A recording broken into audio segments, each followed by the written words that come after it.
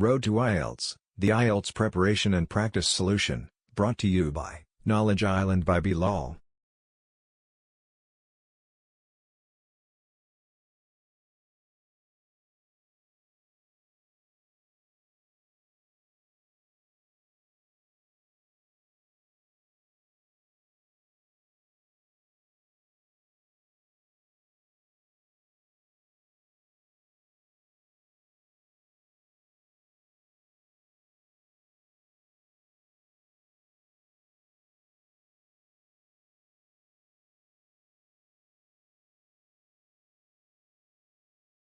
Please change the volume using the bar in the top right corner. Click Continue when you hear the sound clearly.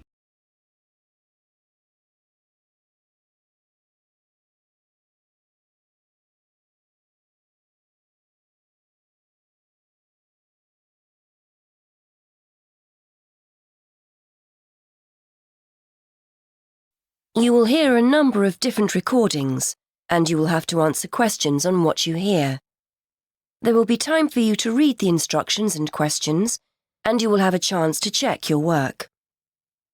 All the recordings will be played once only. The test is in 4 sections. Now turn to Section 1. Section 1. You will hear a conversation between a travel agent and a customer. The customer wants to book a coach ticket. First, you have some time to look at questions 1 to 3.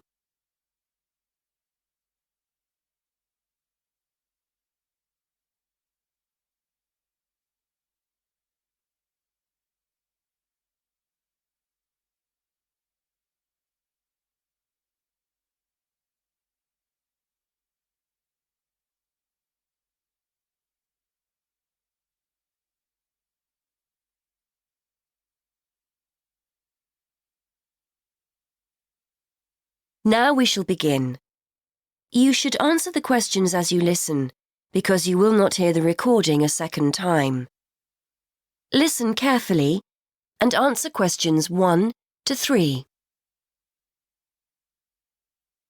Good morning. I'd like to book a coach to London.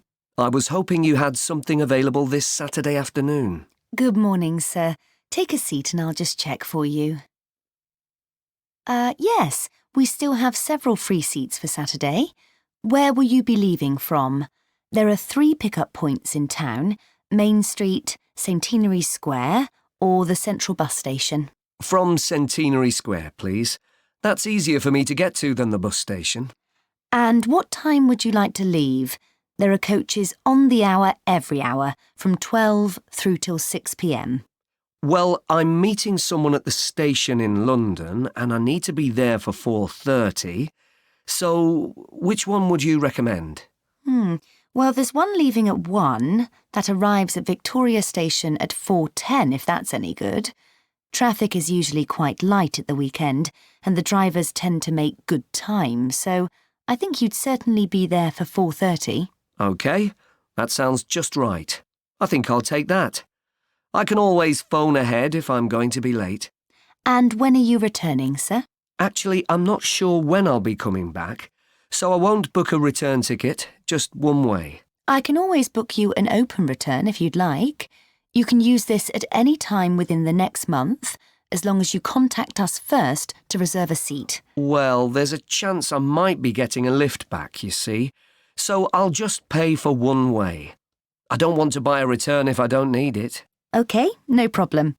Are you travelling alone? Just the one ticket, please. I'm going down to visit my daughter at university.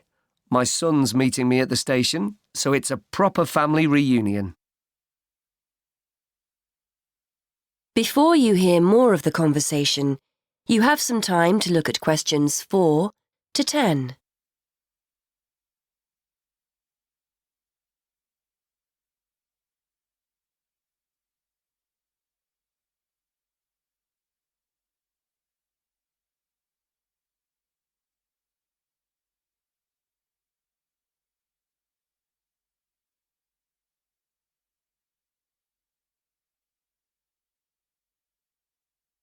Now listen and answer questions 4 to 10.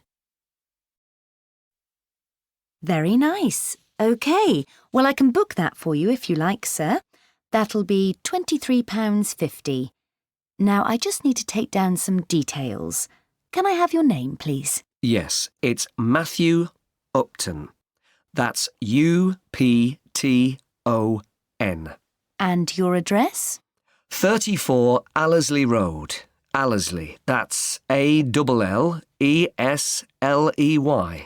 And your telephone number? 01732 558 997. And your email address. We'll use this to send confirmation of your travel details.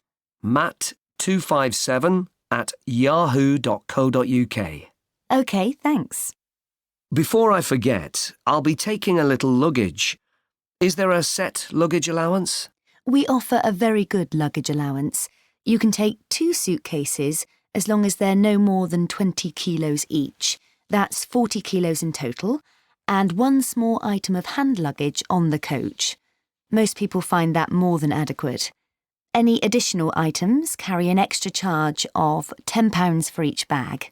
I certainly won't be taking that much, so I should be okay. I was worried I might be taking too much. Would you like travel insurance included with your ticket? It's an additional £2. No, I don't think so. No problem. It's not compulsory. OK. How will you be paying? Actually, I've been having trouble with my debit card today, and I've left my chequebook at home, so I'd better pay in cash. You'll give me a receipt, won't you? Certainly, and we'll send confirmation to your email address as well. So that's £23.50, sir. If you just wait a minute, I'll print you off a receipt. That is the end of section 1. You now have half a minute to check your answers.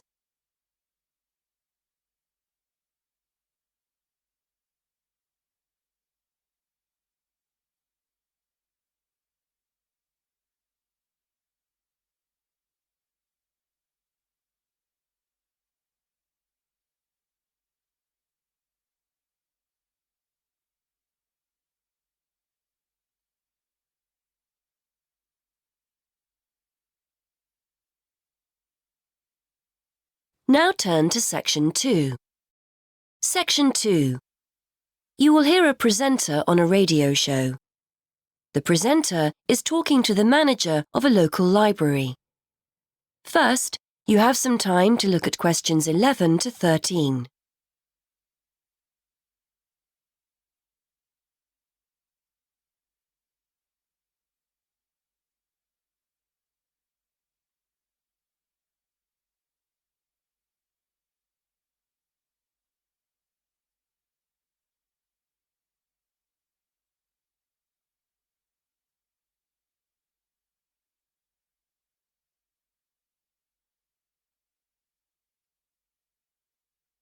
Now listen and answer questions 11 to 13. And welcome back to the programme. Today I'm talking with Mary Littlejohn from Meere Green Library.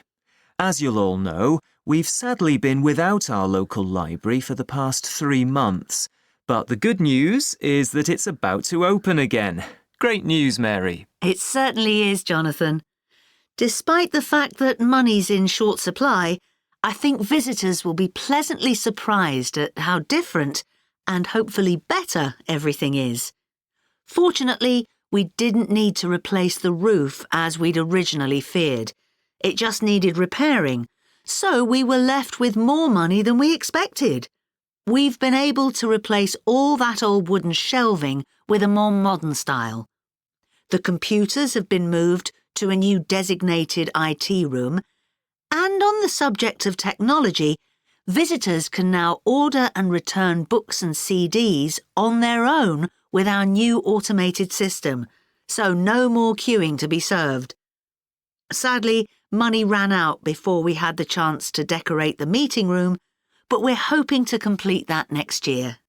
Oh, and the children's section now has some colourful new tables and chairs as well.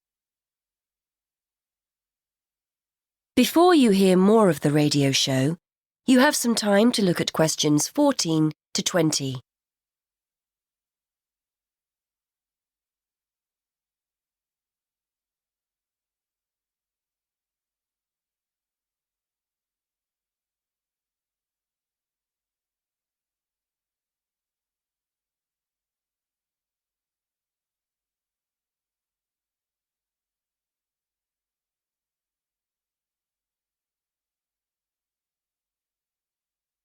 Now listen and answer questions 14 to 20.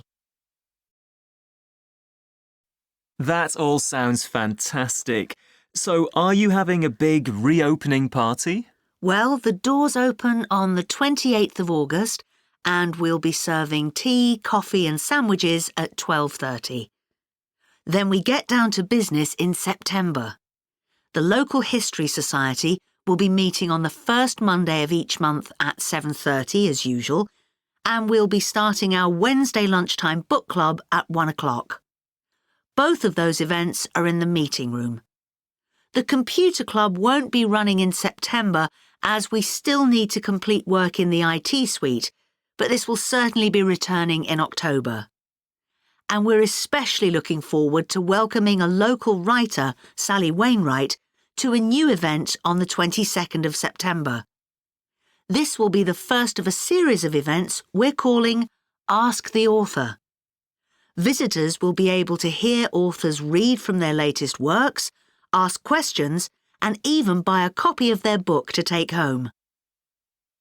I might pop along to that one myself. Now, I understand you also have a request. Yes, that's right. We're looking for anyone who has a few spare hours each week who would like to offer their services to the library. Our computer classes have become so popular over the past year that we're thinking about starting a second session and we'll need someone to run it. The current teacher will work with you so you won't be left to sort things out on your own. We can promise the person a warm welcome and a class of very motivated people, many of whom are at quite a high level. We're also trying to do our bit to break down the generation gap, and we've been inviting some of our older citizens in to talk to school groups about the past. The children range in age from 7 to 11. They're always accompanied by their teacher, by the way, but we haven't opened it up to teenagers yet. So if you'd like to help out, please get in touch. And I also understand you've got good news for those who've been making use of the mobile library. Yes, because the library has been closed, we've been running a mobile library service and going out to people in the community. Well, feedback has been so positive about this, particularly amongst our elderly users, that we've decided to keep it going. Users can reserve books if the bus doesn't have anything that they feel like borrowing. There's a computer on board with access to the library database, so the librarian will be able to reserve one for you. Unfortunately, we don't stock newspapers or magazines on the bus, as these tend to be for reference purposes only and can't be taken away. We're also pleased to be working with the local council, who've agreed to send someone from the community office on the bus. They'll be able to help you with any local issues you may have. Well, many thanks, Mary. I'm sure our listeners will be delighted to hear the service is fully up and running again. That is the end of section 2. You now have half a minute to check your answers.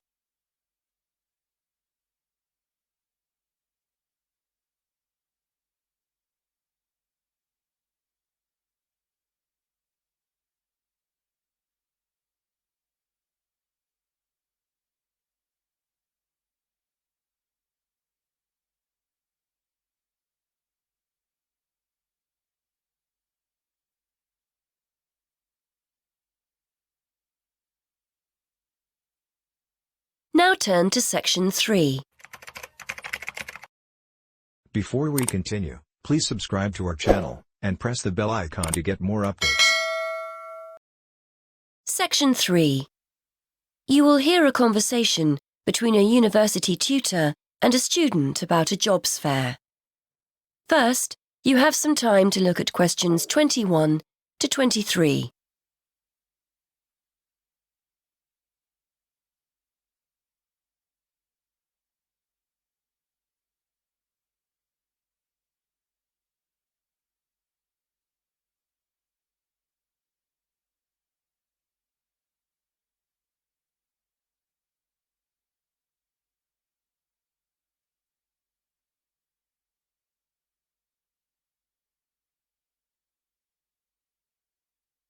Now listen and answer questions 21 to 23.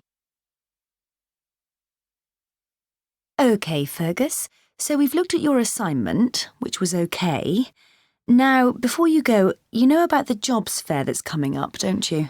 Yes, it's the week after next, isn't it? The whole week, is that right? That's right. Monday through to Friday. I'd suggest making sure you get along there on Tuesday and Wednesday. Engineering companies tend to be more prominent then, rather than on Monday or the end of the week. Yes, I've got the programme for this year, and it looks like those days will be best for me. I'm only in my first year, so I'm not expecting too much from the day. But I've heard you can pick up some valuable ideas for career paths. Well, you've still got a few years here, I know, but it's never too soon to make a good impression on potential employers. You've got the programme, so do some research. Have a look at company websites so you've got the basis for a good conversation with the people on the stands. Before you hear more of the conversation, you have some time to look at questions 24 to 30.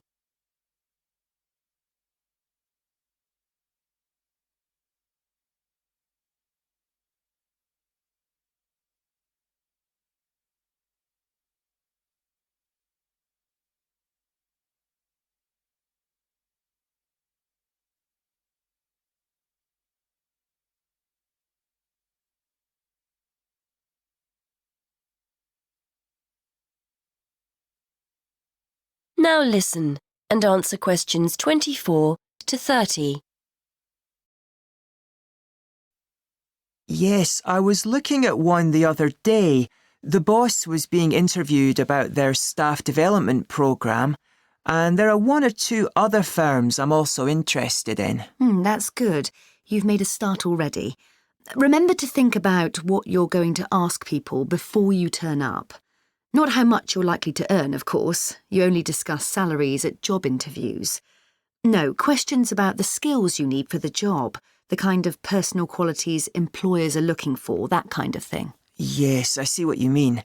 It's best to go prepared and make the most of the opportunities.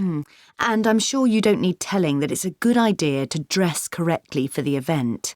You need to give off a professional air. Well, I won't be buying anything special for the occasion, that's for sure. I've got a suit and tie at my parents', but I don't have time to collect it. I'll make an effort, though. A nice pair of trousers and a jacket. Nothing too formal. I'm sure you'll look the part. By the way, you'll often find companies have more than one representative. Maybe someone from marketing handing out free gifts, someone who'll explain the interview process, an ex-student who now works for them, that kind of thing. Try and direct your questions towards the best person. Yes, that's a good idea. I'd certainly be keen to talk to any ex-students that are around. I'm sure you'll find the whole thing really useful. It's important to go to these events, and we always get great feedback from students who've attended. As long as you go with the right expectations. It's unlikely you'll come away with the promise of a job, of course. It's more about discovering what companies are looking for in potential employees. Yes, plus they're a great opportunity to practice things like networking, meeting new people, talking about yourself and what you do. Do you know what I mean? Definitely, yes. There will be several high-profile companies in the engineering sector, and you'll have the chance to get to know some useful people. If they give you their card or contact information, make sure you keep it safe. It's a sign they like you and want to keep in touch. That is the end of section 3. You now have half a minute to check your answers.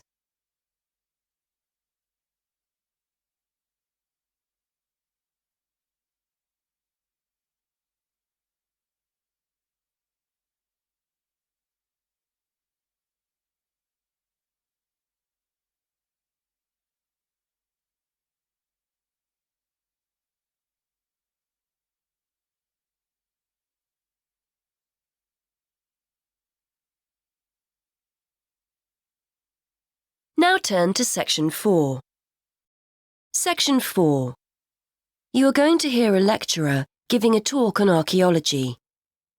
First, you have some time to look at questions 31 to 40.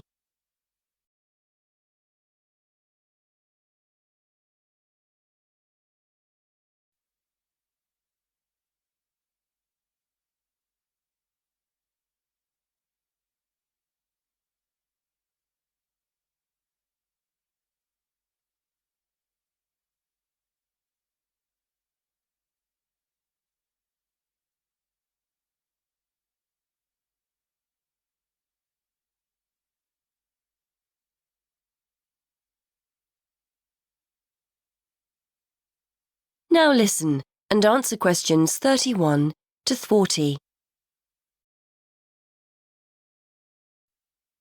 Many thanks for inviting me along today to talk to you about the results of some very interesting recent archaeological research.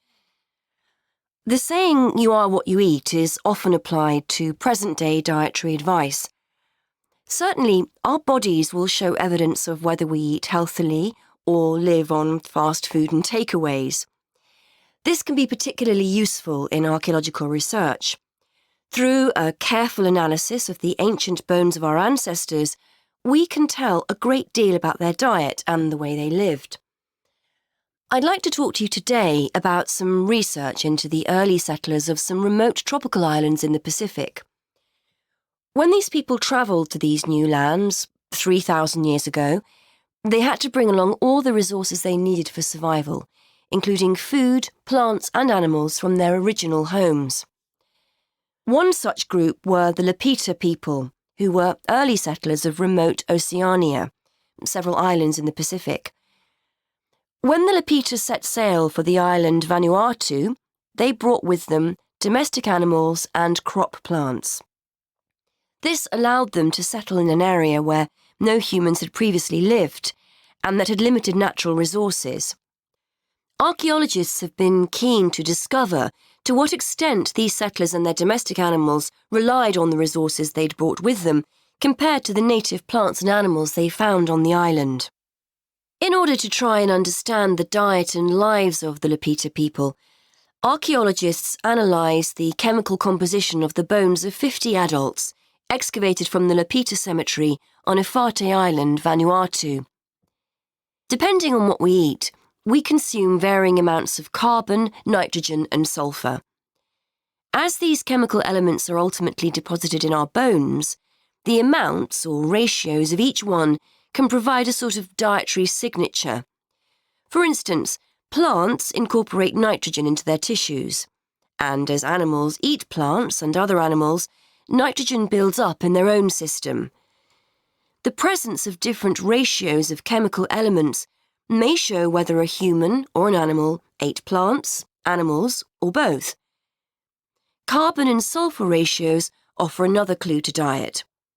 Carbon ratios, for example, differ between land and water organisms, as do sulfur ratios, the values of which are much higher in aquatic organisms compared to land-based organisms.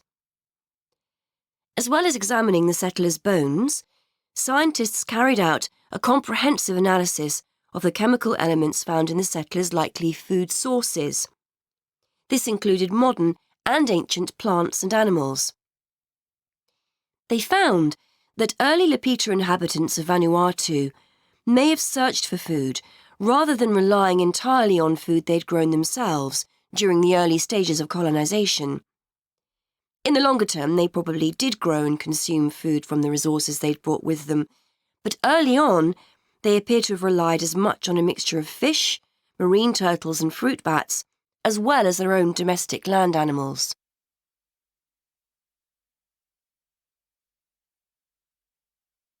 The archaeologists believe that this analysis of diet may also provide clues to the culture of the settlers. For one thing, males had much higher nitrogen levels compared to females, which indicates greater access to meat.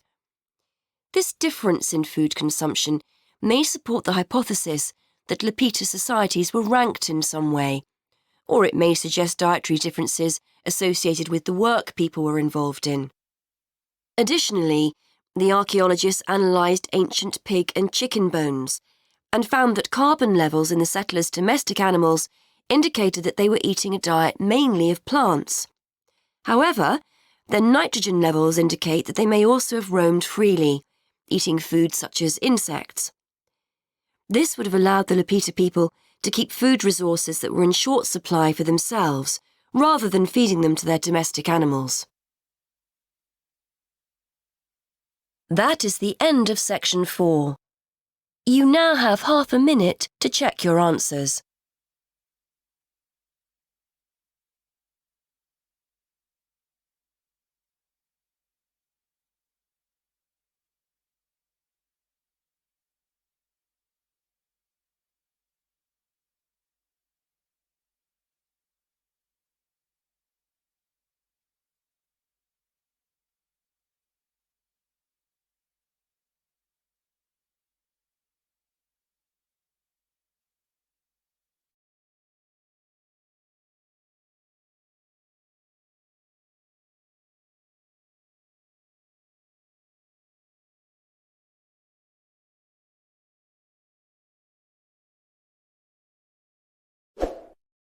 Don't forget to comment, like, and share our video.